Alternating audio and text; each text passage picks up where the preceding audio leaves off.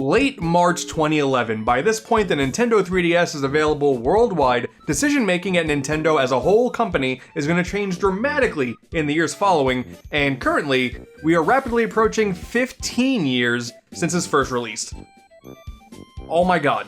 Alright everybody, show of hands, who else's nostalgia for the 3DS has been firing on all cylinders lately? There's nothing quite like that moment in time when a video game console goes from current to kind of old to nostalgic, you know? Now look, okay, let's stop the revisionist history before it even starts. Yes, I was 1000% complaining about the Nintendo 3DS getting games well after the Switch was on the market, and now listen here, okay? Before you throw that back in my face. There was no hate towards the 3DS. I love this thing. It just, at the time, it felt like such wasted resources when we would likely be better off in a timeline where Alpha Dream didn't cannibalize themselves with one of the worst selling Mario games of all time. I think I got more people complaining about my complaining than people who bought the damn game. It's like the only good thing to come out of this game existing was the commercial where Bowser's in the hospital and he's diagnosed with Italians. But enough time has passed, and now I'm like, man, I really miss this thing. Nintendo Switch has games, I get it, I really do, but man, Nintendo 3DS just hits different, you know? No matter how much time has passed. The two-screen form factor, the more experimental titles, a lot of the hidden gems on the eShop, injecting some new life into it with things like the Virtual Boy emulator, Red Viper, I love that. I have been playing my 3DS more than any other console as of late, and it's been awesome. So simply consider this me indulging in my little 3DS nostalgia cycle that I'm currently on. And I want you to join me. Today we're going to be looking at 15 plus games that Nintendo released during the lifetime of their console, the positive and negative impact that they had at the time, as well as recontextualizing things with a more modern lens. Seems like that could be fun. Some of these games would go on to have sequels and remasters and spin-offs, and that's all fine, but then some of the games were like watching a loved one slowly die right in front of you, and there was absolutely nothing you can do to stop it. Oh. Everybody, get ready. It's time for the 60-minute dissertation about Puzzle & Dragons Super Mario Bros. Edition and its incredibly unsettling animations. No? You don't want that? Alright, fine then, unsubscribe. I don't even care. Get out of here. Shoo, go away. The 3DS's library is absolutely stacked. For my money, the DS will always win in terms of sheer quantity of interesting titles, but for quality, 3DS certainly shines way brighter, especially from a first-party perspective. It wasn't like that way at first, but man, give it some years and a whole lot of them not caring about the Wii U at all, the 3DS was killing it a few years after it launched. But now, to prevent this video going on for decades, so I'm not going to be covering every single 3DS game that ever released ever, I did aim to stick to the big Nintendo-published games exclusively, as well as tackling them in the order that they released. So, smaller titles like Ever Oasis and Codename Steam? Maybe next time. The bigger third-party games like Bravely Default and Shin Megami Tensei 4? Maybe next time. Maybe that one game that kickstarted the 3DS modding scene in a very hilarious fashion, Cubic Ninja. Gosh, you know, I really want to, but fine. Maybe next time. I also mainly wanted to focus on games that I haven't talked about before, at least for a little while. You're gonna see some repeats here, but mostly new games. If you're thinking that there's a game I should have covered today and I haven't yet, chances are I've already talked about it in the past in its own dedicated episode. Huh, what? You mean the 7 Chaos AntDude 3DS episodes? I know a lot of people really want Yokai Watch, but it turns out there's actually a lot to this franchise, so for fear of causing an uprising in the Yokai Watch community, which I didn't even know existed before making this video, we're also going to tackle this at a different time. The only thing I know about these games is that weird direct time when they had the ghosts overtaking Nintendo employees and Bill Trinan was eating donuts. That's all I know about Yokai Watch, okay? So we're only going up from here.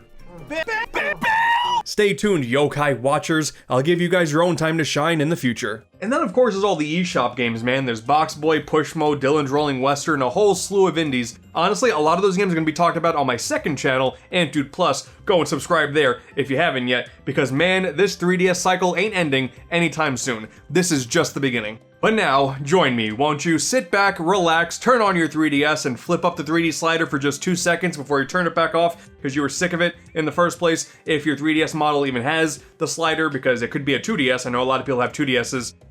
You get it? We're gonna talk about 3DS games today. But first, have you ever thought that your internet privacy was at risk? Maybe you want some nice, customizable food options sent right to your front door, all with the push of a button every week. That all sounds great, hunky-dory, and sure, that's fine. But thanks to today's sponsor, Raycon Everyday Earbuds, you can listen to any YouTube ad read better than ever before. It's back to school season, which means it's the perfect time to roam your favorite stores and figure out just what goodies and gadgets you're looking to beg for, alongside some pencil cases or something. I don't know. You want everyday items that are must-haves throughout the fall season. Of course, I'm gonna say Raycon's best-selling everyday earbuds fit that bill to a T, featuring a beautiful ergonomic design, multi-point connectivity for 2 devices at once, which is really cool, active noise cancellation, and they're available in a wide range of new colors and styles. It's easy to see that these are for anybody. I'm personally into the blue ear pods paired with the Galaxy protective case. I'm all about getting myself absorbed into whatever I'm listening to at that moment, and maybe it's just me here, but I feel like this color combo allows those vibes to thrive on top of the already high quality audio coming out of these things. Not only are they effective, but they're stylish too. Now, I am no earbud connoisseur, far from it, but I have tried a few over the years, and these genuinely became one of my favorites in no time. They're super comfortable. I'm enjoying learning all the finger gestures to control things like audio level at just the flick of my finger. Makes it really easy to use when I'm working on my channels here. And after hearing about these things for so damn long from everybody else, quite frankly, I'm glad it's finally my turn to give these a shot. And you know what? It is now your time to jump on the Raycon train as well. Click my link in the description to get 20 to 40% off your Raycon purchase. Thank you to Raycon for sponsoring today's video, and now, what, you think I was just lying about working my tail off to get this video done with these earbuds on? Nah, that was totally real. It is time for so much 3DS, like, oh my god, so much 3DS.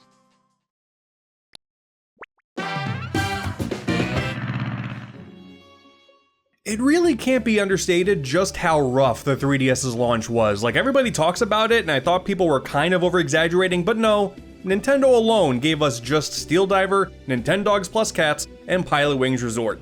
That's it. Apparently the best game of the whole 3DS launch lineup was like a Ghost Recon game, and like, cool, but Nintendo, what are you doing? Steel Diver, a brand new IP? Well, maybe I'm just not that into submarine simulators, but this was incredibly boring. Sorry, after playing affordable space adventures on Wii U, it is really hard to look at this and this whole idea of you control a bunch of different mechanisms on the touchscreen like, this is nothing more than a tech demo in my opinion, and it's not even much of a 3DS tech demo. It's a submarine side-scroller. The only thing that kind of feels like a 3DS game is the periscope mode, since that uses the gyroscope. That was kind of neat, but Steel Diver is the 3DS's Titanic, a waterfaring adventure with great promise and kind of a fascinating legacy that does a really poor job breaking the ice. Which I guess makes the random sequel Sub-Wars like the 2023 Titan. We all knew it was doomed from the start, but the benefit of the doubt certainly kept things interesting for a little bit. I have even less to say about Nintendogs Plus Cats, man. Like, cool, we added cats, awesome. I guess I'll never get to see it because I'm pretty sure I soft-locked myself immediately. I picked a dog, I played with it for 2 minutes, and then I had to name it. It's like, okay, I'm gonna name it Sprinkles. Why not? It recognized the name at first, but refused to acknowledge it a second time. No matter how many times I said it. And I couldn't progress back to the main menu to just play with the dog. Fuck you, Sprinkles! I just wanted to see the stupid cats. Man, that's the whole point of this sequel. I want to see the cats. It's supposed to be the cats that respond less to having their name called, not the dogs. This dog is stupid. I don't like him. Guess I'll never get to experience that joy in my life. So all that was left was Pilot Wings Resort, a game that immediately became the best 3DS launch title just for taking place on Woohoo Island. This whole island is secretly one of the best Nintendo characters ever. I love this place so much. Nintendo should go to jail for not porting the Mario Kart 7 track to the Mario Kart 8 Deluxe Booster Course Pass downloadable content for the Mario Kart 8 Deluxe game. It's insane. The vibes of this game are immaculate, man. Just a barrage of relaxing sky-based missions around the island, from flying to paragliding, shooting balloons, riding a jetpack. It's fun, and the perfect amount of pick up and play, what a handheld game should be. I've never really been much of a Pilot Wings fan before this, like the Super Nintendo and N64 games. Quite frankly, I'm convinced the only thing keeping me playing this is just being on Woohoo Island. Like, that goes a long way. Though the original Pilot Wings did feature a bird suit, and that's not in Resort, so damn it if not bringing this back as a missed opportunity. Instead, they brought it back in like friggin' Wii Fit. Cool, man. The mission mode became a bit tedious the more I played it, but then I found the free flight mode, and it's just an upgraded version of the island flyover game from Wii Sports Resort. Yes! Just pick your vehicle of choice and find stuff. That's it! It's perfect! Each vehicle has unique objects to find, you unlock different times of day for different vibes. You only get 2 minutes per run, I kinda wish that wasn't the case, but hell, the original game in Wii Sports Resort was peak, and it's peak here too. There's just something so magical about flying around this island at your own free will and finding things behind every nook and cranny. It's great stuff. The soundtrack is really calming too, so pop on some headphones, turn down the lights, and you have been transported to a summer vacation. God, Woohoo Island, please come back from the war, I miss you. But as a launch title, yeah, it just wasn't hitting. We knew it back then, and that's certainly the case now. Honestly, going back, I think the best launch title on the 3DS was Face Raiders. I went back to it recently, it's pretty good.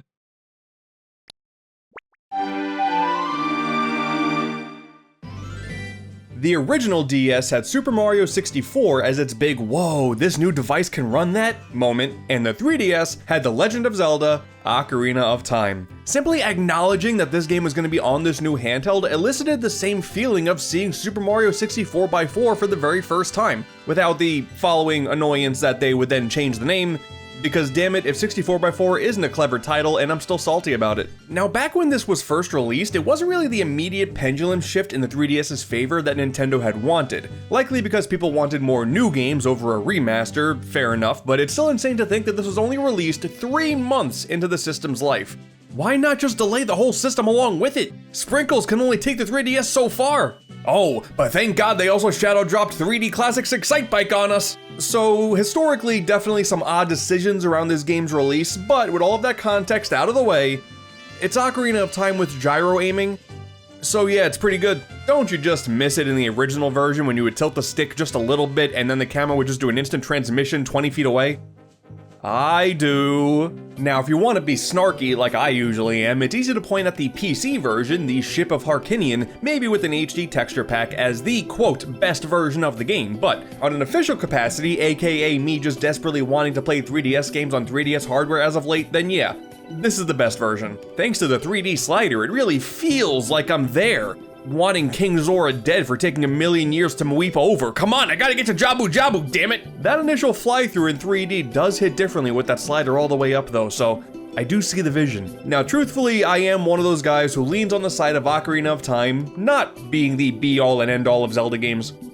I guess you could say I'm a bit of a connoisseur of hot takes. Like, here's my next one. Mario, it's pretty good. There's gonna be news stories about this everywhere. Oh my god, this is prime Kotaku bait.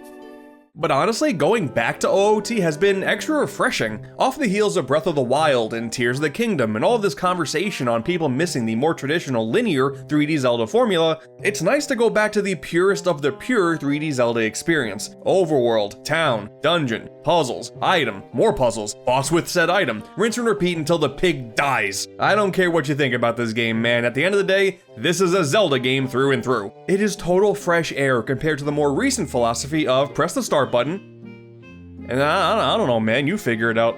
The 3DS version plays flawlessly, it looks and sounds great, and if you're someone like me who doesn't have the entire game memorized like the back of my hand, these new Sheikah stones that give hints are really a godsend. Like, look, okay, it's not like this game is completely cryptic, but I would be lying if there weren't sometimes I flat out just wasn't sure what to do next. But with enough perseverance, I did find my way through. Though I did forget to nab Epona's song before becoming an adult, so I had to do a bulk of the game without my horse. That was fun. Listen, I may be dumb.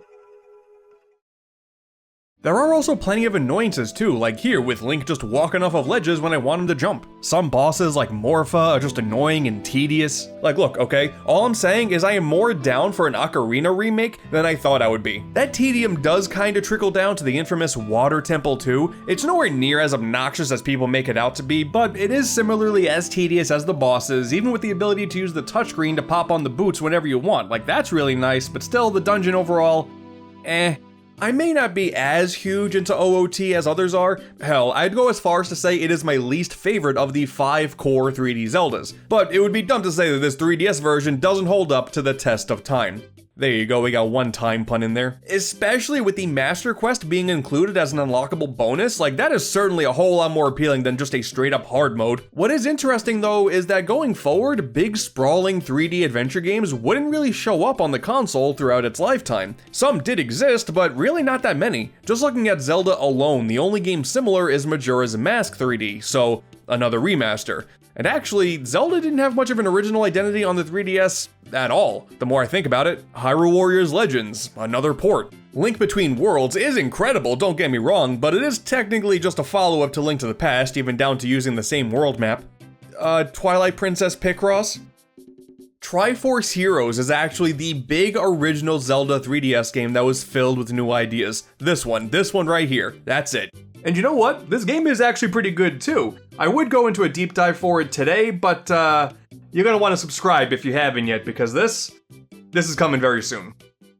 Also, oh my god, the commercials? Are you mixing me up with the princess again? Hard to say, you're both pretty magical. Oh my god, my heart! I still love these. They're fantastic. Rest in peace, Robin Williams. Always will be one of the greats. As good as this game is, it's no surprise people wanted more. You can't hedge all your bets on just a basic remaster or remake. The people crave something new. Super Mario 3D Land! Now this was what finally made me want a 3DS, the first fully original Nintendo game for the console, Super Mario 3D Land. Dude, they brought back the raccoon suit. It's easy to undersell that impact nowadays, but for the longest time, it's not like Nintendo avoided fan service with Mario games, but this was the first time on a grand scale a 3D Mario game was built to celebrate the series' 2D roots. The aforementioned raccoon suit, the end-of-stage flagpoles, the infinite one-up trick in 1-2, the hand-drawn art during cutscenes reminiscent of classic Mario art, 3D Land in current discussion often gets sullied with its lack of wow factor in comparison to other 3D Marios, and it's not like it's a perfect platformer by any means, but this adventure, combining pure fun with the feeling of finally making the 3DS feel worth a damn, that first playthrough was downright magical. Yeah, like nowadays, sure, whatever, it's a no-frills Mario game, but 3D Land still signifies the turning of the tides that Nintendo had wanted for this console when it launched. It would begin a multi-year reign of greatness after this, and it only took like 7 or 8 months to get there. You know, not the best optics, but we're here now. The biggest issue with this game, in my opinion, is that there really isn't anything that interesting to talk about. Being the first 3D Mario that feels like a 2D Mario game is really cool, especially since it's on a handheld now, but level themes are nothing special, most of the soundtrack is filled with music from other games, the heavy bulk of the adventure is incredibly easy. There are some stages that are kinda cool, like there's one inside of a clock, or up in a purple bubbly sky. Those are nice, but they are few and far between. There were some new enemies introduced too, like the Bitty Buds.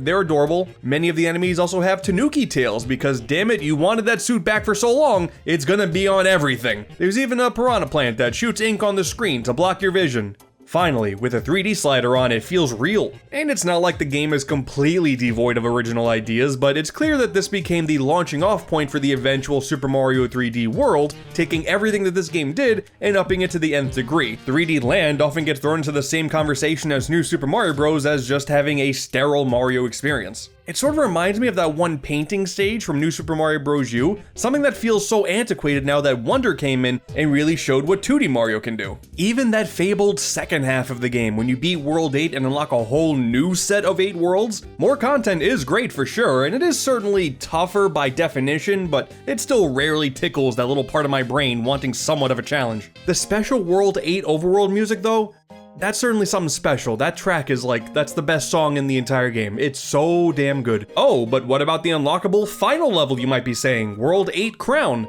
I don't know, man. I think it goes down as the easiest final stage in a Mario game thus far. It's the hardest in this game, but that's where the bar is for this game. On top of that, you can only get to it by beating every single stage at least twice, once as both Mario and Green Mario, taking that annoying little nugget from Mario Galaxy 2's unlock criteria for the Grand Master Galaxy, where you gotta get 240 damn stars, and rather than improving it, they just kind of did it again. There's a lot of complaining going on, but at the end of the day, these are all nitpicks. In today's age, 3D Land it's fine. The impact for the 3DS as a console was immense, and it deserves its flowers for that alone, but it doesn't do much for me over a decade later.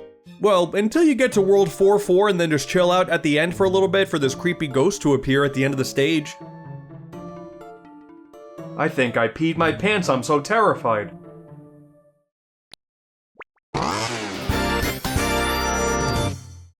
Why the hell did they make the Honey Queen a racer in this game?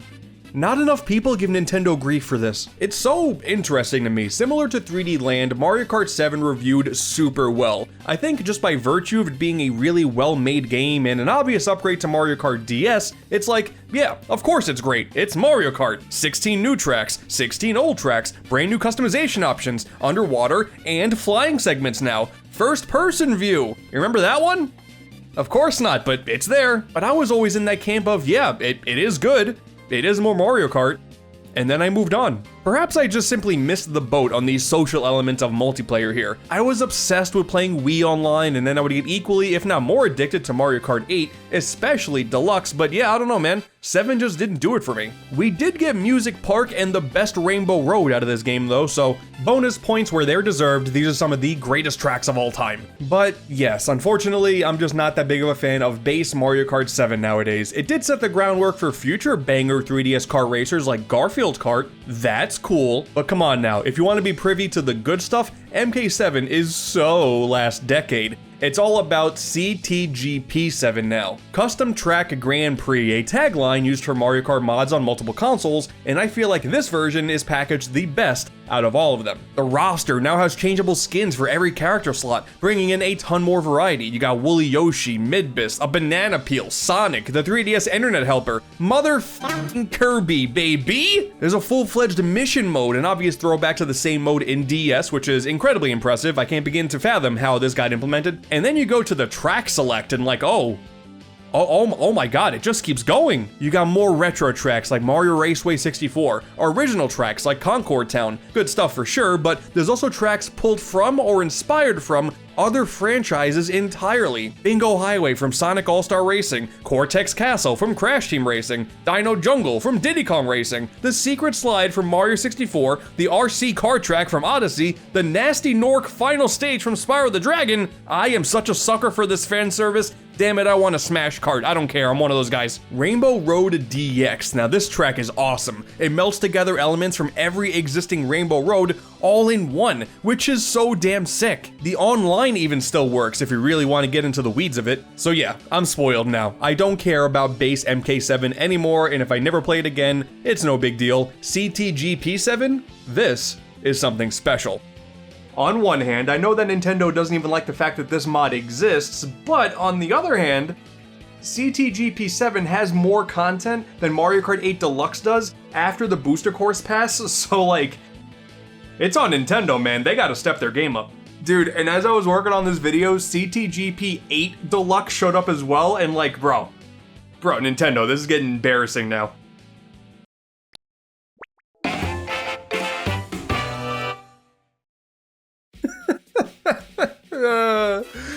Oh, what a piece of shit.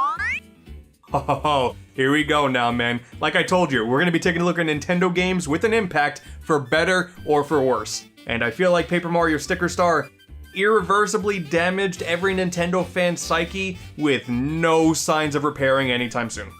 You know, we did the best we could. It's terminal. Alright man, look, okay, Paper Mario Sticker Star is a massive punching bag. I've given my fair share of easy shots at it too, of course I did, but to be totally transparent, a lot of those sentiments come from latching on to the increasingly vocal community who were just mad about what this game represented, creating this massive divide between the Paper Mario that the fans wanted and the Paper Mario that Nintendo seemingly wanted. I will defend the follow-ups Color Splash and especially Origami King until I am dead and torn to shreds, but Sticker Star just did not give me that same feeling, to put it lightly. The thing is though, I remember even enjoying it when it first came out. I think I was just happy to be moving the circle pad on my 3DS and watching a character move on screen. Going back to it now, right after playing TTYD HD on the Switch, bro, child me could not be trusted. This game is dog water. I figured the easy way to try to get some enjoyment out of this game would be to not go into battles at all. Like, of course, I could just complain about, hey, the battles have no incentive to do them in the first place. I get it, you get it, we all get it. Instead, if I just bypass as many battles as possible and just plow through the level design and puzzles, maybe then there will be something good. No! The environments are just so lifeless. The enemies have zero personality outside of these mariachi shy guys. I like them a whole lot. That is the best part of the entire game. The story sucks. It's just Bowser taking Peach again, and Bowser has no personality when that was like the whole thing that made Thousand Year Door and Super Paper Mario so cool was Bowser was fantastic in those games. I try to build up stronger stickers in my library for the important battles, but by avoiding so many battles, I keep running out of space. So I gotta pause the game. I gotta go into my library, find a sticker to get rid of, be sure to resort the collection because it doesn't do it on its own, and then get the new one, and then move on. It sucks. Even if you want to avoid the battles, it still sucks. But fine, you know, I would even be able to say the game is decent enough if you play the game in a way that Nintendo didn't fully intend you to do.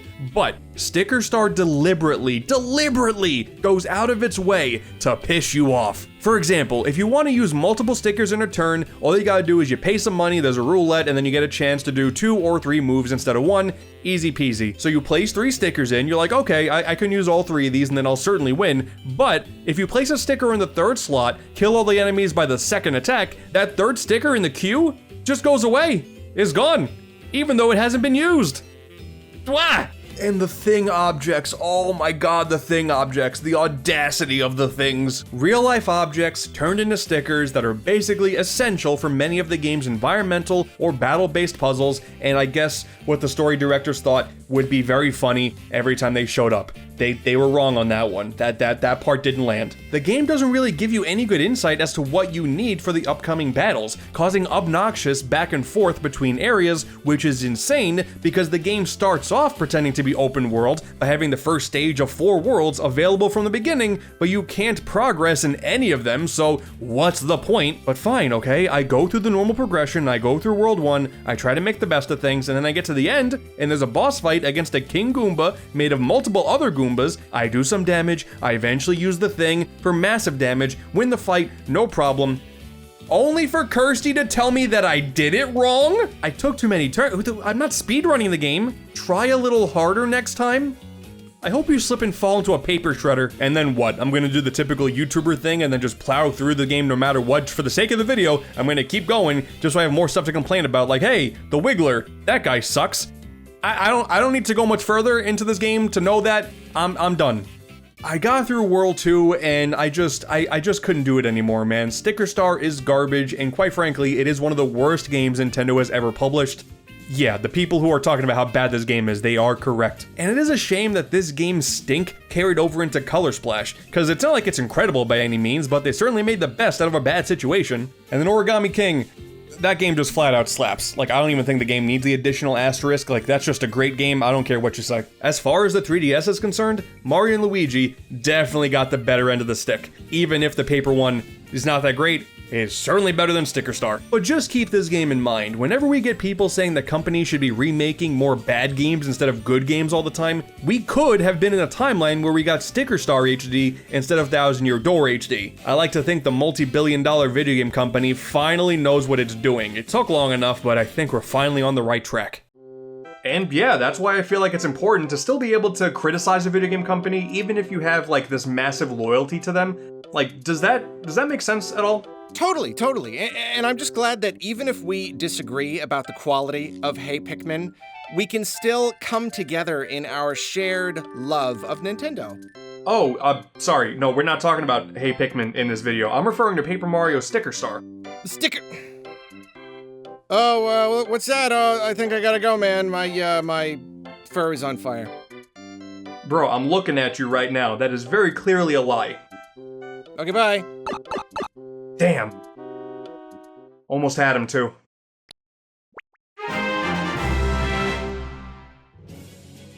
Fire Emblem Awakening will always go down as one of Nintendo's biggest success stories of all time. It's not like this franchise was dead, it had just been a few years since the last original title, Radiant Dawn, released on the Wii. There was also that remake, Shadow Dragon, on the DS, which... I don't know, man. I haven't played it, but this art style gives me big Windows 98 screensaver vibes. I don't like it. But for all of the time and effort that goes into these grand-scale tactical RPGs, for Radiant Dawn to sell less than 500,000 copies, it's no surprise Intelligent Systems was told that if this new entry didn't do well, this franchise would be dead. And you know, this whole series is about like permadeath and stuff, and you don't want that. This is a practice that Nintendo would attempt later on with Well, we'll get to that. Plus, this is 2012, 2013, we're only a few years removed from Operation Rainfall. How much more of these Japanese-esque titles is Nintendo gonna trust? What we ended up getting was an adventure that greatly expanded on the series' medieval roots, while also emphasizing character relationships, rewarding the player for pairing characters together for not only gameplay benefits, but also these quirky little social link-like cutscenes. I mean, hell, if it works for Persona, why not here? This feature would be the linchpin that would secure a brand new fan base for this franchise. It would go so far as to have a time travel plotline that brings the children that your couples would eventually make into the current battlefield. This left people all over to be excited about children they didn't know they were gonna have going into it. These are my daughters, Cynthia and Morgan. I will defend them with my life, and if you make any comments about them, I'll have you pick a god and pray. Awakening would be such a crazy shot in the arm for the Fire Emblem franchise. Like, in the years following, we got multiple sequels, we got multiple Warriors games, we have a weird spin-off with Tokyo Mirage Sessions, we have the most supported Nintendo mobile game of all time. They went back and localized the NES game for the very first time. It was a timed release during 2020, the same time they did for like Mario 3D All-Stars. That was very weird, but they did it.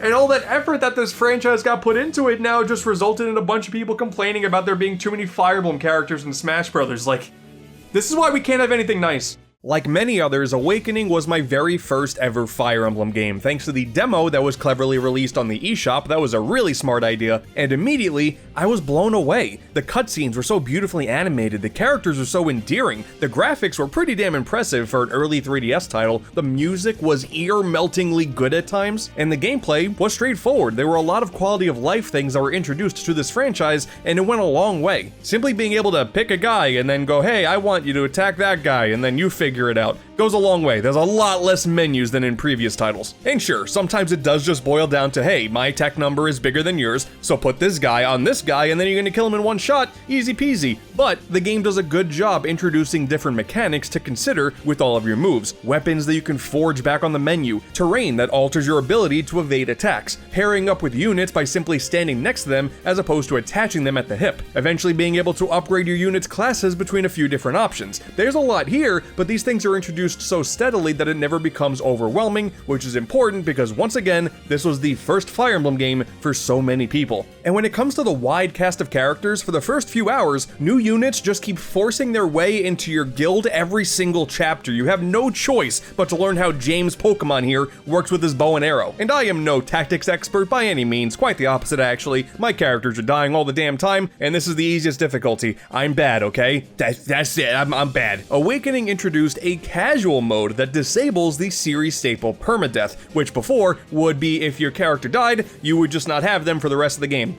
No thank you. While some hardcore fans believe this is a sin against the franchise, quite frankly, I don't think I would have the patience to see this game through to completion without some of these quality of life changes, and besides, you don't have to play with it anyway, so it's a win-win for everybody. With this easier and simpler gameplay loop, I was able to complete this game with relative ease.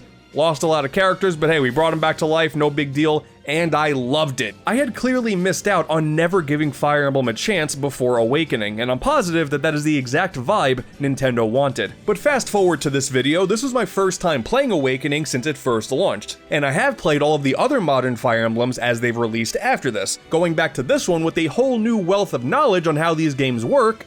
I don't know, Awakening is fine, I guess. Like, outside of this one really big plot point about a third of the way in, most of the game is just you guys walking around and then, oh no, it's the evil goop monsters. That's not good. It's kind of just that ad nauseum. Like, it's not just that, but it's mostly that. Quite frankly, the best part about this game is the fact that Kellum is consistently unnoticed by everybody else, even down to being the only character who is Mike Wazowski'd on the box art. I feel like the best way to categorize Awakening is that it is the perfect series entry point. It doesn't do anything wrong necessarily, but you can pinpoint different specific things that subsequent games do a lot better. Fates has more engaging and intricate gameplay. Echoes has a better cast of characters with more class flexibility. Three Houses has much stronger world building with the monastery. And hell, for as weak engages in a lot of areas, I feel it did a better job with its fan service and its pair-up mechanic by combining the two instead of having them separate. You can recruit Marth in Awakening's DLC, but it's like a card of Marth. That's weird, man. Obviously, it all boils down to what you find important in these games, because people keep telling me that the gameplay in Fates is fantastic, and I guess that's kind of true, but damn it, if I can't get past the horrendous characters and story and being told to blow on your partners in order to wake them up, what the fuck? And for some of you out there, it's not going to matter, because Awakening introduced the world to Tharja, and that is important for a lot of people. What are we talking about?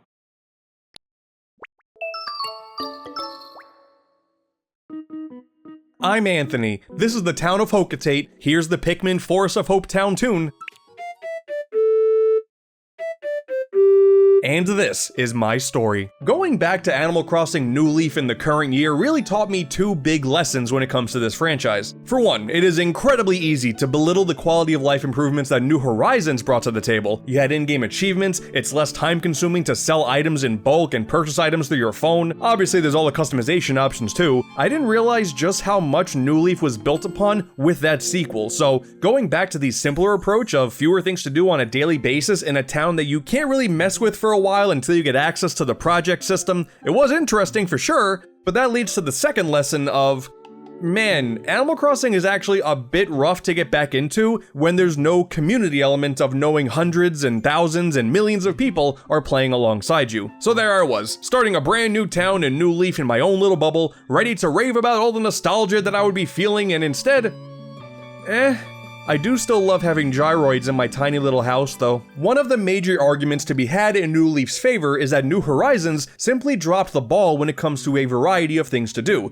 And that's true. Dude, New Leaf has mini-games. I used to have friends over all the time and we'll go to Captain's Island to beat up a robot and find fruit in a maze. In New Horizons, you can have friends come over and just like, yeah, that covers it. Hey bro, you got games on your phone?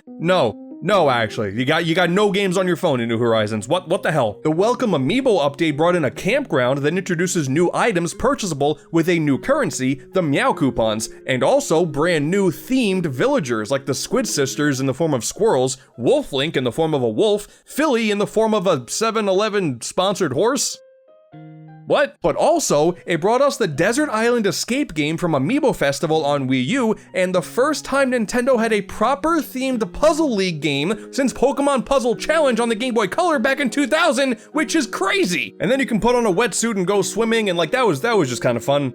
Until you almost drown and die. It is so easy to simply appreciate what New Leaf had done for its time. I had never seen the fans rally behind Animal Crossing the way they did until New Leaf. And I feel like, similar to Fire Emblem Awakening, it skyrocketed that series into popularity that it had not seen before, forcing Nintendo to take it a whole lot more seriously. New Leaf is miles better and way more feature-filled than both Wild World and City Folk combined. And then Nintendo would go ahead and put more effort into Pocket Camp than New Leaf or New Horizons. And that fact still makes me want to scream. So I put a couple hours into my new town and starting from scratch simply didn't evoke the level of joy I was hoping for. I can appreciate all these different things that the game has, but in the moment-to-moment gameplay, like I got the Nook Shop upgrade, I donated a bunch of stuff to Blathers, Gulliver hit me with a Mario Sunshine reference, that was cool. Drake told me that he dreamt of me eating hummus and getting fat. And that's when I knew I had to go back. Instead, let's do this. Welcome to my original town I started back in 2013. This is Avalar, based off of the world in Spyro 2. Ignore all the plants, there's a lot here. I don't come to your house and tell you how to live your life, don't do that to me. Here's my Nintendo room with all my memorabilia that I totally got legitimately, I swear. My backyard room, which is actually still inside, but you know, it looks kind of outside. Screw it, it's the vibes that are important here. My little nerdy bedroom with my aspiring YouTuber setup here. And my basement dungeon where I will lull you to sleep with my beautiful music. Eat your heart out, friggin', I don't know, France list. You're back to stay forever, right? Never leave us again. I just don't have the heart to tell him. The impact New Leaf had at launch is immeasurable. This game walked so New Horizons can run, and then it did trip like a year in, but like, you know what, it still ran. It did also help that the game released at a time when nobody was allowed to go outside, but listen, you get my point. New Leaf is great, kind of hard to go back to. New Horizons, also great, does a lot of quality of life improvements. All I'm saying is we can still get a sequel that's like the best blend of everything. Right now, this is all we're dealing with. It is a shame though that the online servers for the 3DS are dead because I wanted to go into the dream world and see random people's creations, but I can't do that anymore. Well, at least local play still works. I did manage to force myself into Miss Fushi's town of Potato Town. Why not? I gotta see someone else's work here now. Ah, yeah, okay. This is nice here, getting to see the town of someone who clearly knows what they're doing. This is definitely, man, I didn't know what I was doing, clearly. This definitely fills me with joy as someone who ran my town into the ground. I'm surprised they missed me. So many plants and trees outside. Epona is here as a resident. I love that. The main house is filled to the brim with absolute goodies here, and a nice constant theme throughout each room. Bamboo and bushes in the water. Wait a second, is this one of those hacked towns I keep hearing about? Aren't there ways to like hack this game to remove all the restrictions on your items and you can just place whatever wherever you want? I don't know how I feel about this. This goes against the authenticity of what Animal Crossing stands for. I don't know, man. It just sounds like you're bad at the game. What? It's Animal Crossing. It's like one of the only franchises out there where you can't be bad at any of the games. That's the whole point. All I'm saying here is objectively, this is a hacked town. Aren't you the one who won't shut up about how easy it is to mod a 3DS on Twitter? Well, that part is true. I did do that a lot. You suck at Animal Crossing. Yeah, I'm never playing Animal Crossing again.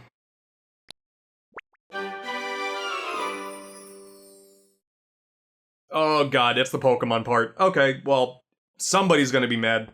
I have been all over the place with mainline Pokemon games over the years, so let's get this established right away. Gen 5, Black and White, it's my favorite generation. When Gen 6, X and Y came around, and it didn't do a lot of the things that I liked from Gen 5, I straight up did not enjoy my time with X. I beat it, but I didn't really like it. Revisiting the game now, yeah, I don't know, it's fine. Just like how I learned some lessons by revisiting Animal Crossing, revisiting Pokemon taught me that if you stop comparing gens all the damn time, which admittedly is kind of hard to do if you play every single big game when they release, it is so much easier to go, you know what, the core Pokemon gameplay loop is fun, therefore I think this game is good. I mean, the impact on this series can't be understated anyway. The first 3D mainline Pokemon game, even if you hold the GameCube games in high regard, which were 3D Pokemon adventures, this is a big deal. Because while I do kinda like this game now, it is also satisfying to confirm to my own self that it is hard to beat the sprite work the DS games had. I think the moving battle sprites of Black and White have so much more personality than the standstill models that we've gotten since.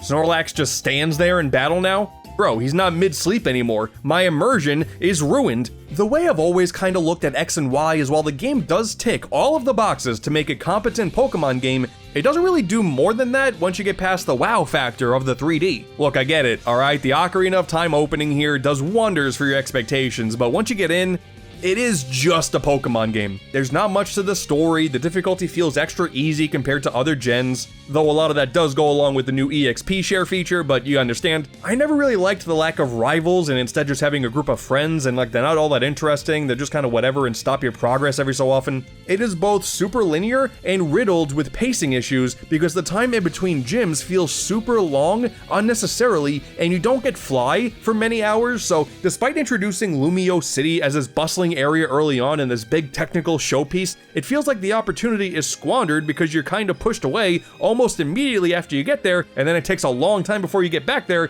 unless you want to backtrack, and I don't know, it's kind of annoying. Also, the camera is so far up your ass, I kept getting lost. And then I got to that location where you're told that you can't move behind the guy due to there being a blackout, just to watch another guy frolicking on the concrete, not giving a muck. It's like, at its core, it's a Pokemon game, so it's like fine, because once again, the gameplay loop is solid, but what these games tried to do to stand out felt really undercooked. And it was just really relying on, hey, it's in 3D now, aren't you excited? It's like Mega Man in that regard. Even if one of the classic games is your least favorite, the core gameplay loop is still fun enough. At a bare minimum, you know you could be doing a whole lot worse. The big new idea introduced in this gen is the Mega Evolutions, which started a trend of adding brand new battle gimmicks to every modern Pokemon game, and personally, strictly personally here, for Mega Evolutions, I don't really care. I do love the design some of the new Pokemon got with their Mega Forms, but mechanically speaking, just giving a select few Pokemon an exclusive super stat boost, I don't know, gameplay wise I really just never got behind it. Like I felt the same way about Gigantamaxing too, but damn it, they also brought back Fat Pikachu with that one. That goes a long way with me. I know this had heavy implications for the meta, for competitive play, and maybe casually you are a big fan of just taking these select few and making them look super damn cool, but for me, I don't know. It didn't really do much considering the game was already easy enough as it is. Putting a Pokemon in there to make the game even easier, not my thing. But you know what is my thing? The clothing store music.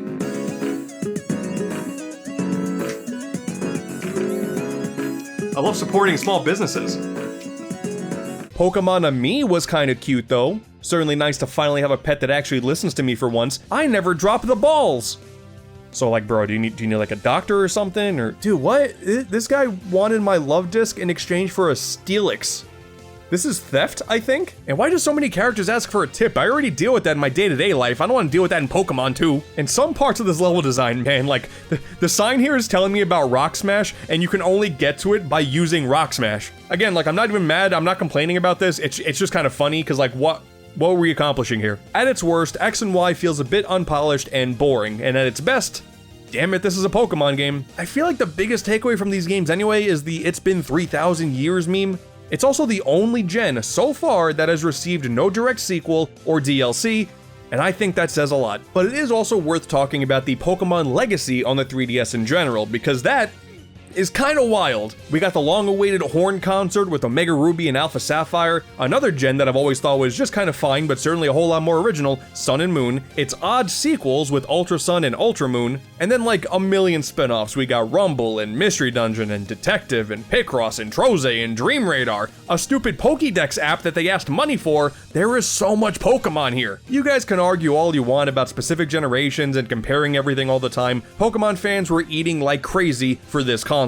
Even Pokemon Art Academy, finally one step closer to making my own fan Pokemon real. It is just a shame that we ultimately never got a Pokemon Typing Adventure sequel, because now we may never get that. Whatever, there'll probably still be some disagreeing and arguments in the comments, that's fine. At the end of the day, these games sold stupidly high numbers, so whatever, Game Freak, good for you. As far as my own personal Pokemon journey is concerned, okay, I want to show off my team real quick. Okay, so this is my Delphox, named Robin, like the mage in Fire Emblem. That's what we call a throwback. Here's my Panpour, Moist.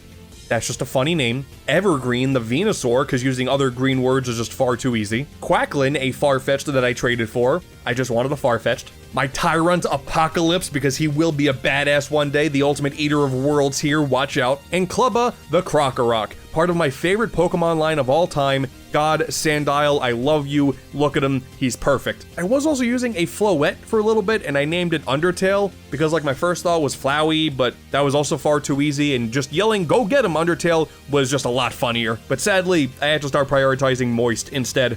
I'm sorry. But I got a team here that I'm happy with. I'm still kind of upset at the comments that Miss Fushi gave me. I say, we battle. Well, I guess you're bad at Pokemon too. Looks like you can suck at games and still be a YouTuber, huh?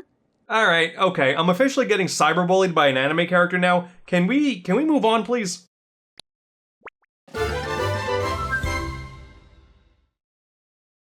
Finally! Something I know I'm good at! Triple, Deluxe, 3D, 3DS. Oh my god. This is just cool to me, man. They essentially ported the Wii's Return to Dreamland engine and then injected it with so much more personality with a much more vibrant color palette, levels with 3D layers that you can jump between, some pleasant gyro tilting moments, like, a lot. God, so many gyro moments. And they gave Kirby the power of Super Suck? Bro, it's the pink puffball. Of course this is a big deal. Sure, in essence, okay, this is as typical of a Kirby game as you can expect at this point, but having this much polish in a traditional Kirby game is something that we hadn't had for a long time, and it really felt like a confirmation that we were really about to usher in a great era for the pink puff, as we were deep in a great era for the 3DS. When you get into the more finer details, we can look at some of the additions, like the brand new abilities, such as Beetle, the amount of action going on all around you, like enemies jumping at you from the background, and then having destruction happen when Waddle Dees crash and burn. There's new objects that you get access to affect multiple layers at once with, once again, we got the Super Suck. This wasn't just another Kirby game. Whether you played it with the 3D slider all the way on or off, the amount of visual flair kept every level interesting, and it really cemented the feeling of, man, they really squandered their time with New Super Mario Bros., didn't they? By this point, there was some fatigue in Nintendo not experimenting with another 3D platformer like 3D Land, but man, a good game is a good game no matter how you shake it. In its simplest form, Triple Deluxe is just a good time, which is important when you're in the business of producing good times. That's the beauty of a lot of Kirby games. Any finer details aside, These games are just fun. That's how I felt when I first played this game, and that's the way I feel now, and you will never hear me flip-flop on that opinion. I am far too biased and by no means impartial on this topic. It's not like this title had any massive impact on the 3DS's trajectory at the time, but this was a clear indication that the 3DS is no doubt a great console. It's like the Wii game, and arguably it looks better, resolution aside, and even if that didn't set the world on fire, that was a huge feather in the Pink Puffs and Nintendo's cap at the time. And there's also a mode where you can play as King Dedede, and they called it DD Detour. I love this stupid series so much. And then the 3DS would be graced with Planet Robobot, which is even better, and has a sick robot and techno theme. Like, both of these games do play exactly the same, so you can make an argument about Nintendo being lazy, but I don't know, man. What a stunning move to have them both have unique style still. Once again, NSMB, you've heard the complaints already a ton. Then they would release expanded versions of the sub-games as full digital titles in the eShop. That was always cool. The other retail games, on the other hand, they're a bit weird, like a below-average Epic Yarn port and a multiplayer game that like 2 people played ever. But hey, we did also get the best version of Kirby's Adventure on here, so that's pretty rad. Kirby, without a shadow of a doubt, got the best 2D platformer treatment out of any other Nintendo franchises. Better than Mario, better than Yoshi, better than Donkey Kong, better than... Your time's coming. Just give it a minute. Your time's coming.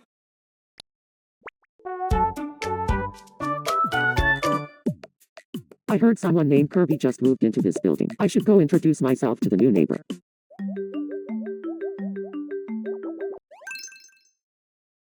And that's how my YouTube career started.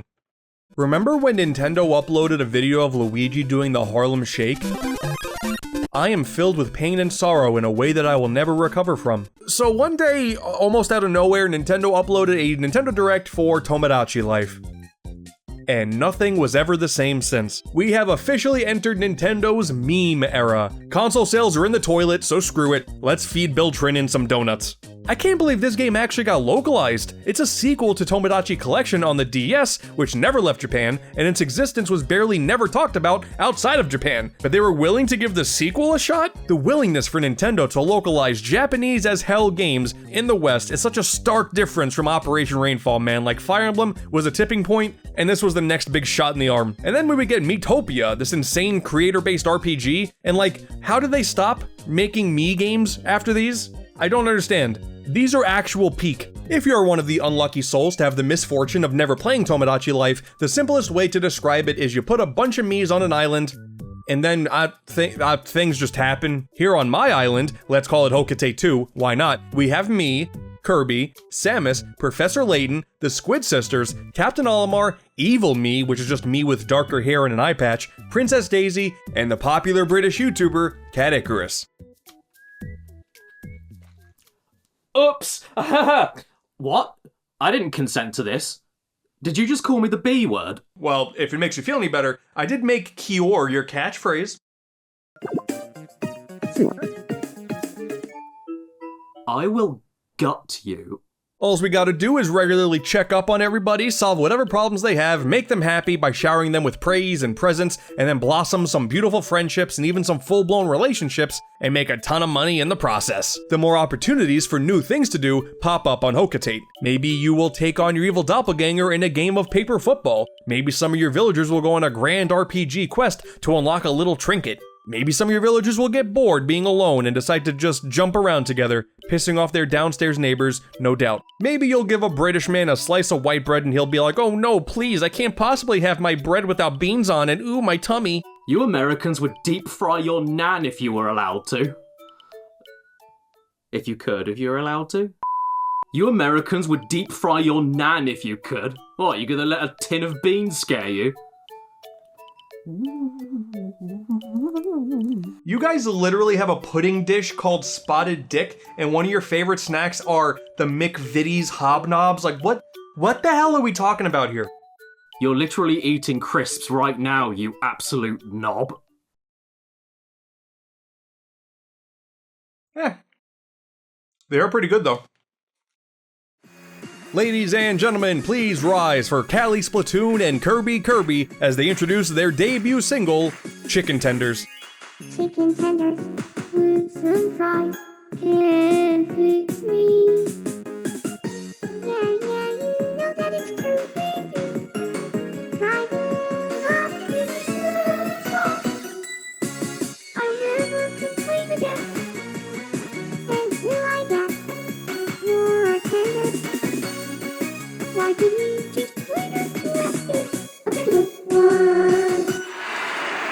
Yo, let's be real here. When they're spitting facts, they're spitting facts. Layton and Samus are in love. Oh my god, I'm so happy for them. Seeing a love form due to me putting them together, oh man, this is downright magical. All right, some time has passed. Samus is in Layton's apartment. Ooh, things are getting spicy. Let's see what's going on.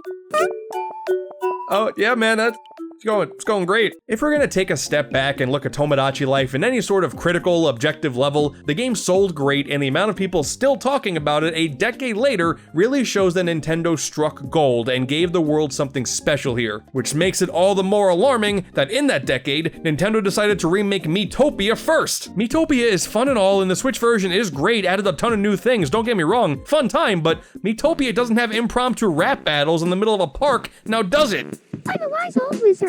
You're just a little type. I didn't think so! For the love of all that is holy, I need more Tomodachi Life. Everybody needs more Tomodachi Life. We will all be happier as a result. You know that to be true. And here, you know what, Caddy, as an appreciation for showing up in my video, I got you a giant oscillating fan. Why? Because I'm your biggest fan. Did you know on the back of my t-shirt it says, "The firstborn is dead"?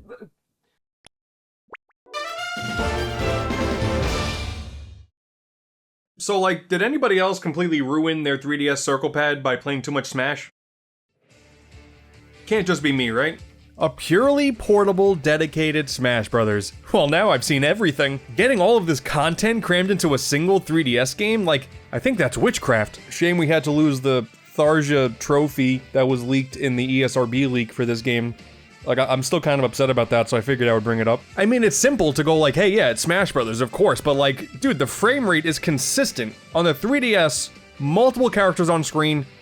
How? At this point, maybe I am just crazy. I would rather play this over the Wii U version any day. Whenever I go back to the Wii U Smash, I just wish I was playing Ultimate. But the 3DS version? I don't know, there's still a novelty there of playing a full-fledged Smash game that's this tiny. It still wins me over. I just have much stronger memories with this version too. I was dozens of hours into this before the Wii U version came out and asked me to unlock everything all over again.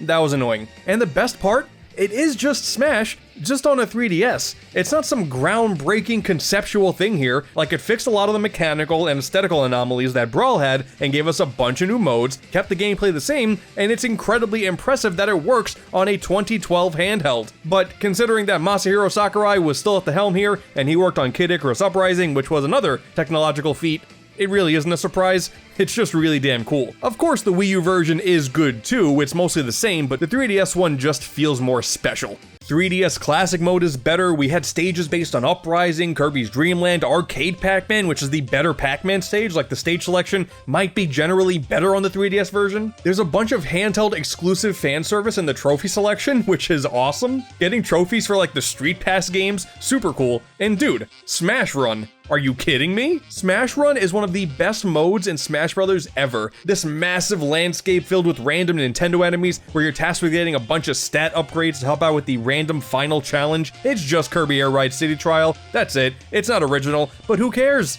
It's sick. How did this not make it to Ultimate? Just between both versions of Smash 4, I think the 3DS version is way more replayable than the Wii U version. There is that weird Street Smash mode.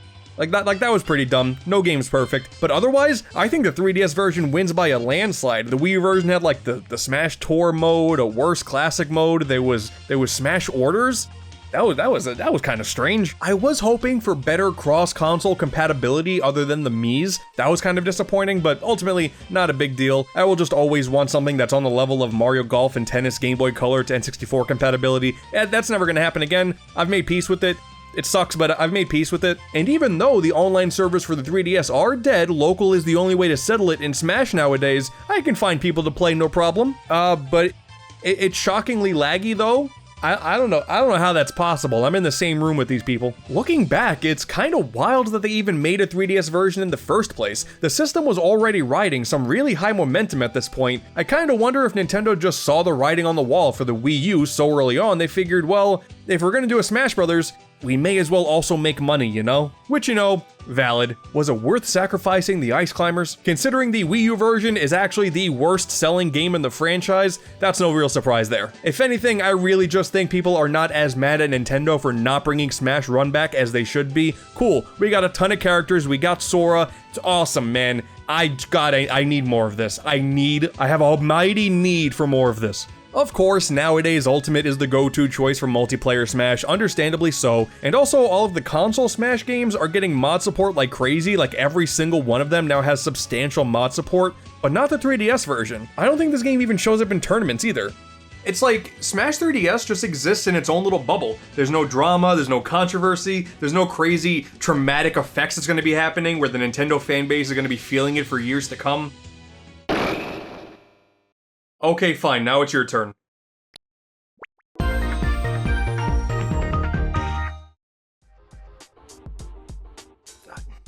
don't know, man. I'm a little nervous about this. Listen, you'll be fine. Do you remember the line? Isn't it this game stinks? Ugh, no! It's this game blows and then you throw the game in the toilet. Come on, it's easy. But that's the problem. I don't think this game blows.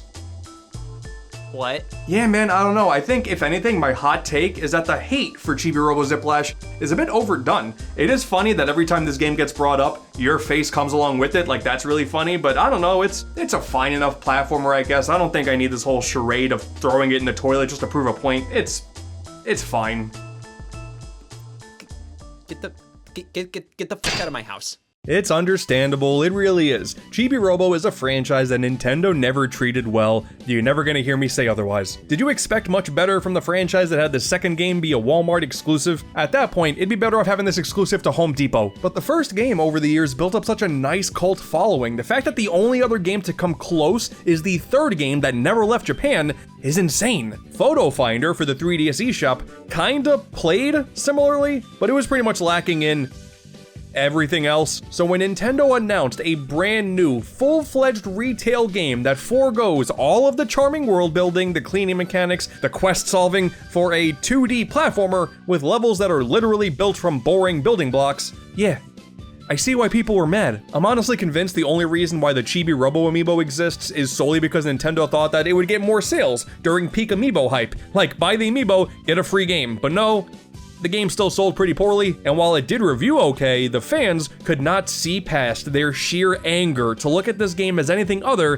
than a spit in the face. Like, quite honestly, the only successful thing Chibi-Robo has ever done after that is like the image of him on fire that Nintendo tweeted out one day. That's it. Sad state of affairs, really. Plus, this game was released the same month as Mario Tennis Ultra Smash and Animal Crossing Amiibo Festival. Nintendo fans were not doing okay. And the real kicker is Ziplash had the same fun little asterisk as Fire Emblem Awakening. If the game didn't sell well enough, it was likely going to be the end of the franchise. Oh my god! I only played the game a little bit when it first released. I heard a bunch of bad things, it didn't seem like it was worth my time, and I moved on. So this is the first time I've gone through the entire game, and I don't know, man. I kinda like it. I get it, Ziplash was doomed to fail from the start, but I do fully believe in time healing all wounds. I was pissed off at Banjo-Kazooie Nuts and Bolts too. But then years later, I actually played it, and I had a good time. Point being, Chibi-Robo Ziplash takes the titular character, bases a 2D platformer around using his tail as a whip and a grappling hook, and wraps things up in a nothing story with uninspired level themes. But damn it, it plays well enough that I was still having a good time. The whip mechanics are fun, the music is nice and bouncy, destroying the robotic enemies is satisfying, you travel to North America and explore a car factory during the Industrial Revolution. Damn it, it doesn't mean much, but that's an original as hell theme, and that goes a long way with me. Wait, that's familiar. So at its best, Chibi-Robo Ziplash is just a weird-ass 2D platformer, but at its worst, we got some of the most mind-numbing decisions ever here. One of the collectibles are Chibi Tots, and they just kind of run around when you get close to them, and if you press the wrong button, you can kill them? Oh, you can't simply move on to the next level when you finish one, that's stupidity. You spin a wheel after beating one to see which area you would land in next. You either go 1 level ahead, 2 levels ahead, or 3, just depends on where the wheel lands. And if you land on a level that you've already done, well, it sucks to suck, I guess. Do the level again. And some of these stages are pretty long too, 10 minutes plus. It's honestly like the worst level progression in any platformer I have ever seen ever. But going into this game again, like Paper Mario Sticker Star, I know the flaws. So I just learned really early on that if I stop the wheel when the option I want is at the very tippy top, then it's going to guarantee that the tippy top is the option that I'm going to get. So I was able to move one level ahead every single time. Yeah, like it's still dumb, but I made it work. The vehicle levels are definitely lame. It doesn't matter if you're flying or you're underwater. These levels are all slow and tedious, but they do take up less time than I thought. I think I just hyper-fixated on how bad the submarine stages are in this game, but it doesn't take up that much time. I just really was mad, I guess. And then what I said earlier is not entirely true. There are still some side quests to go for. There are these characters that pop up, and they want snacks, which are a collectible throughout all the stages. But this requires a ton of backtracking in a game that really had no business having this style of quest in the first place. At least Drake Redcrest is here. All the snacks are real-life objects too, by the way. This is a strange series of sponsorships here. It's not even like just American snacks like Tootsie Rolls or Junior Mints, but also foreign snacks like Saku Saku Panda and Cut Ya-chan with a Chance. Apparently, the with a chance bit is because with each package, you had the chance to win something. I learned that because the game gives you a description for every single snack that you provide. But I take a look online now, and the with a chance part has been removed. That sucks. But yeah, I don't know. I understand that this helped kill not only Chibi-Robo, but the entire company that created it, Skip Limited. And that sucks. Like, that sucks a whole lot. This game should have never been greenlit with that much on the line. But now, that's in the past. Like, I want to look at this game in a different light, and it's not some insulting barrage of horrible ideas like Sticker Star. It's just a mediocre platformer in a series known for not being a platformer. So it's insulting to hardcore fans. It's a genre that's not going to instill any excitement, considering Nintendo already does plenty of those. What's next, a Pikmin platform? Surely this is the most angry Nintendo fans are gonna get with the game. Surely the next game won't have a lot more anger behind it. Surely. Lash is worth going back to if you have quite literally nothing else to play, but until then, just go ahead and keep quoting "This game blows" every time the game comes into a conversation. That's fine too. You're welcome.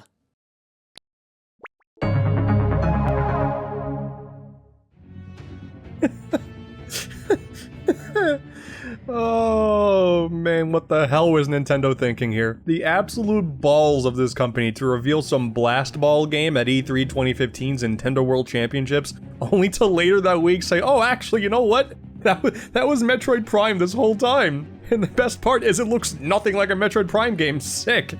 Good luck. In an interview, Reggie Fils-Aimé said, similar to Zelda Wind Waker, he urges the fans to chill on the harsh reactions and trust that Nintendo knows what they're doing.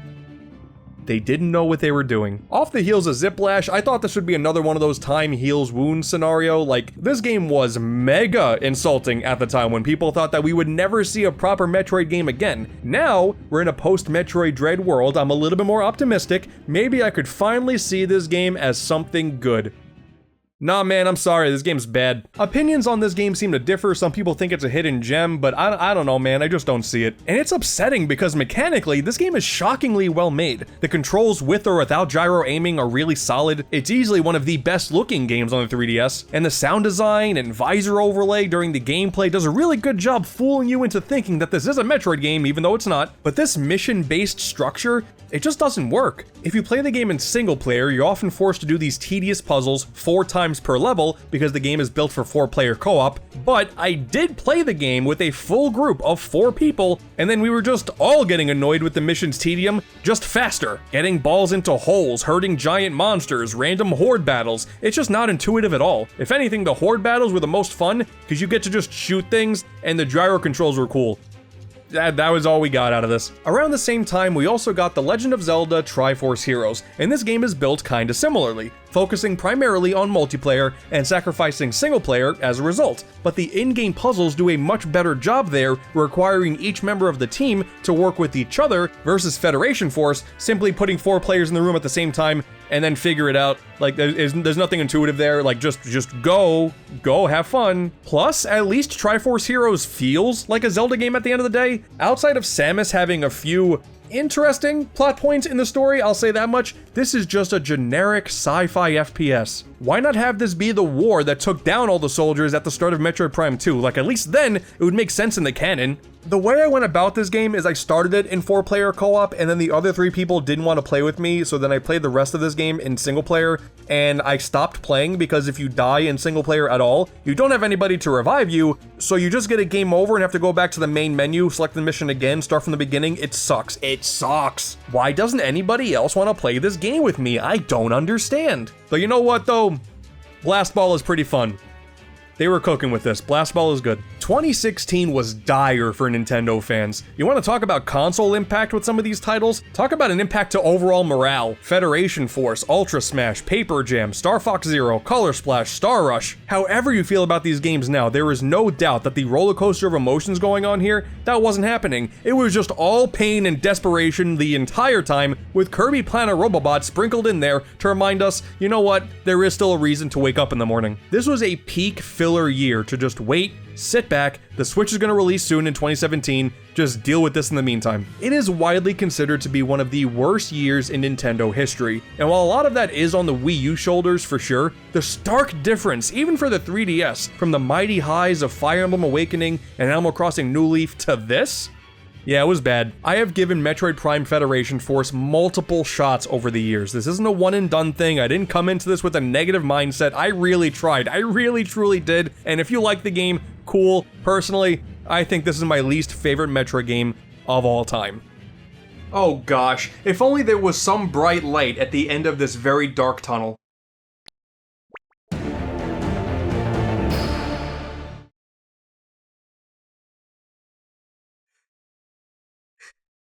Yeah.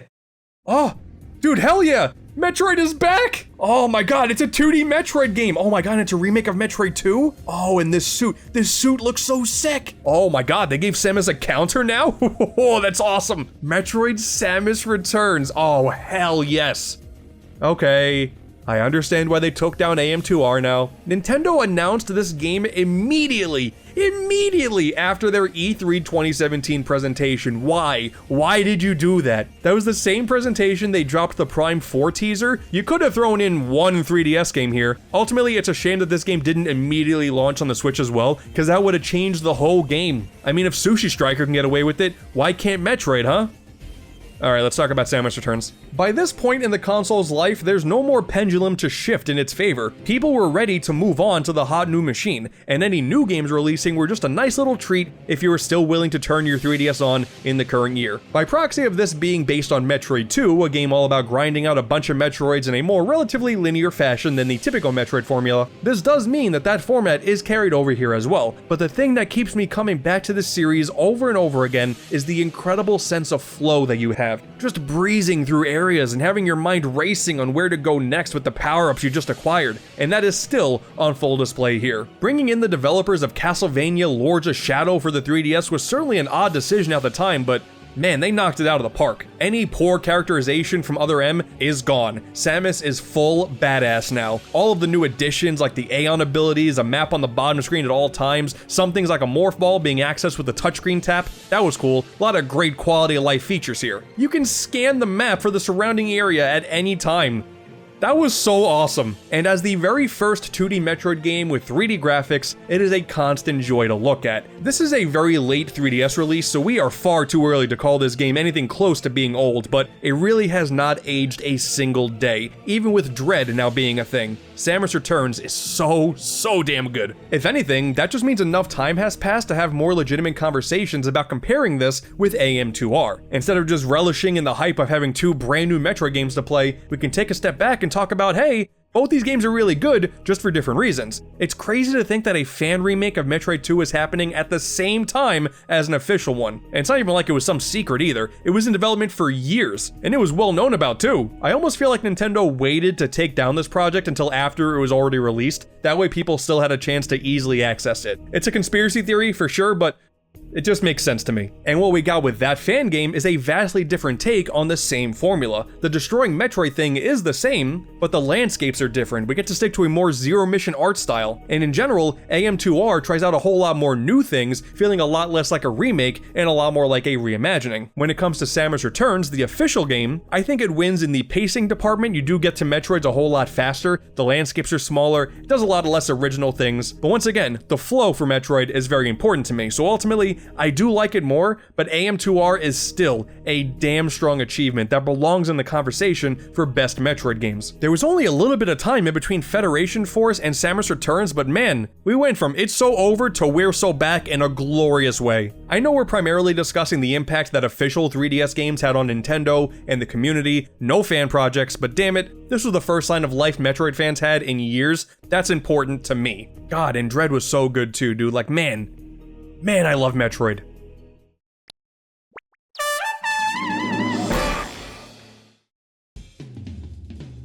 Yeah, it's pretty good. Thanks for watching. If you hated what you saw, be sure to leave a mean comment down below. Downvote this video. WarioWare Gold has a unique distinction in the 3DS library as the final, semi-original game Nintendo themselves released for the console. Level 5 did drop a couple extra Yokai Watch games, but after WarioWare, we got remakes of a GameCube game, a DS game, and a Wii game. WarioWare Gold is technically a bit of a remake too, like its whole selling point is being a compilation of a bunch of minigames from the series past, but the fact that this compiled all of the gimmicks from the button controls to the touchscreen, the gyroscope tilting, the two-screen display, even the microphone, this goes beyond just being a simple remake here. You gotta consider this, the opportunity for Nintendo to do all of this stuff again in one package is not gonna be anytime soon. They struck when the iron was hot, and they ended the 3DS with a damn masterpiece. They even remade microgames from DIY, man, like, that's really cool. Gold is overflowing with side modes too, and they all deserve praise. Porting Game & Wario's Gamer minigame, we have a new version of the classic Pyoro, as well as Metroid. We got Metroid 2, that's awesome. There's a very impressive toy collection filled with Nintendo history, and even a bunch of alarm clocks.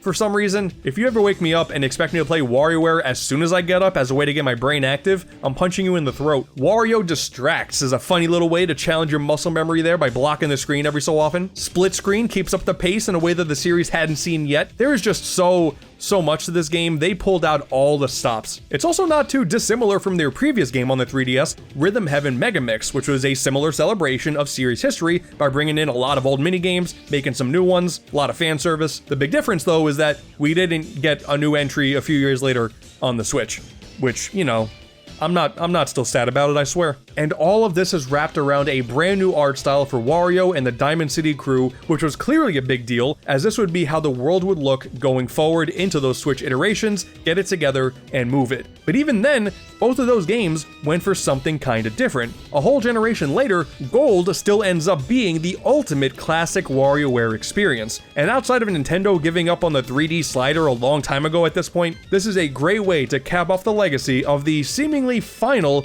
dedicated portable console Nintendo will ever make. No, the modern Game & Watches don't count. Oh yeah, and there's also the cutscene voice changer. Welcome to Gigantaburger. What can I get you? Chicken nuggets and fries.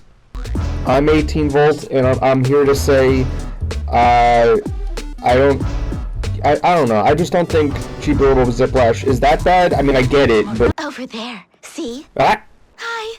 let me get that spaghetti. Oh yeah.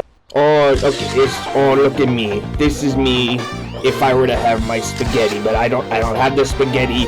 Chili shake, coming right up. That's not what that's not what I said. I've never been readier. You ever just think it's just weird how people take YouTubers' thoughts on games so seriously? It's like, bro, if you really care, just go and play the game yourself. It's fine. It's just fine. 15 plus games in, and we are really only scratching the surface here. The Nintendo 3DS has one of the most compelling first-party lineups of all time, combining a very clear effort to go as hard as they can to undo the bad launch with the typical Nintendo creativity and experimentation we had previously seen on the GameCube and Wii. Not everything landed the way they had hoped, and maybe if I do a follow-up, we can talk about more of those weird experiments, but that's why it's fun to go back to a console in retrospect after having lived through it as it happened. Surprisingly enough, I came out of this retrospective enjoying Fire Emblem Awakening less and Chibi-Robo Ziplash more. I think, I'm definitely an insane person. But whether or not you sit there with a massive wealth of nostalgia for this console, take some time out of your day to go back and play some 3DS games. Modern gaming is great. Arguably, there is no better time to be a gamer. There are so many options there, but nothing hits quite the same as some high quality, 2 differently sized screen gaming goodness with potentially eye-melting 3D effect. So at the end of the day, the Nintendo 3DS